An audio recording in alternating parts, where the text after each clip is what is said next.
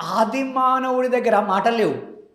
మాటలు లేవు కాబట్టే ఆరోగ్యంగా ఉన్నాడు, ఆనందంగా కూడా ఉన్నాడు. ఆధునిక మానవుడికి అన్నీ వచ్చాయి వాస్తవానికి. ఇప్పుడు హంగు ఆర్భాటాలు వచ్చాయి, అదేవిధంగా ఈ మాట అనేది కూడా వచ్చింది. కానీ ఆ మాటని ఎప్పుడు, ఎక్కడ, ఎవరితో, ఎలా మాట్లాడుతున్నావు అనే దానిపైనే ఆ మనిషి యొక్క విలువ పెరగడం కావచ్చు, తగ్గడం కావచ్చు జరుగుతూ ఉంటుంది.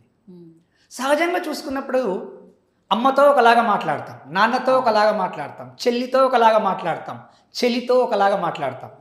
అమ్మ దగ్గర అనురాగంగా మాట్లాడతాం, నాన్న దగ్గర గౌరవంగా మాట్లాడతాం, చెల్లి దగ్గర చిలిపిగా మాట్లాడతాం.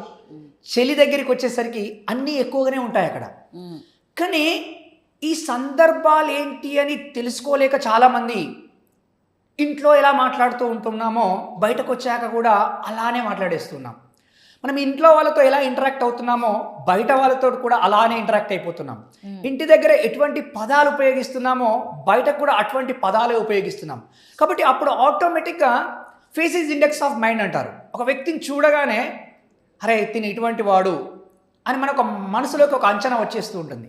సెకండ్ స్టెప్ ఏంటంటే తను మాట్లాడే విధానాన్ని బట్టి ఆ క్యారెక్టర్ డిసైడ్ అయిపోతుంది ఆటోమేటిక్గా. కాబట్టి మాట చాలా